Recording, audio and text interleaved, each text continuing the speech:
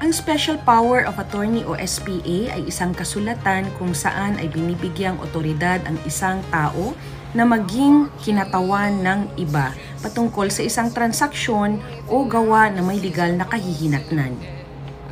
Alinsunod sa Civil Code of the Philippines, kinakailangan ang isang Special Power of Attorney sa mga sumusunod na transaksyon. So, una ay sa pagbabayad ng pagkakautang o di naman kaya ay sa pagpapalit o pagwawakas ng mga obligasyon, sa pagpasok sa mga kontrata o di naman kaya ay pagsang-ayon sa mga kasunduan o pagpapaubaya sa anumang karapatan ng walang kapalit. Kinakailangan din ng SPA kung mangungutang o magpapautang ng pera para sa principal o di naman kaya ay tatayong guarantor o co-maker. Kabilang na ang pagbenta, pagbili o pagsanla ng anumang lupain o real estate. Kailangan din ng SPA upang tumanggap o tumanggi ng mana para sa isang principal.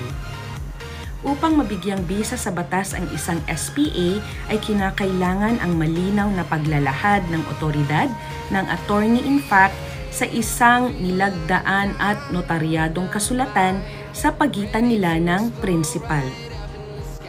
Limitado ang otoridad ng isang attorney-in-fact na magsilbing kinatawan ng principal sa mga transaksyon o mga gawa na malinaw na nakalahad sa kanilang nilagdaang SPA. Kung kaya't kung anumang transaksyon o gawa ang hindi nakalahad sa SPA ay walang otoridad ang attorney-in-fact na gumawa nito para sa principal.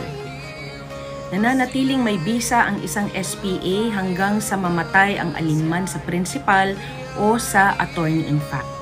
Pagkamatay ng kahit sino man sa kanila ay automatic na nawawalan na ng bisa ang nasabing SPA. Maaari ring wakasan ng principal ang otoridad ng isang attorney-in-fact o kinatawan sa pamamagitan ng paglalagda at pagpapanotaryo sa isang revocation of an SPA upang mapawalang bisa ang naunang nilagdaang SPA.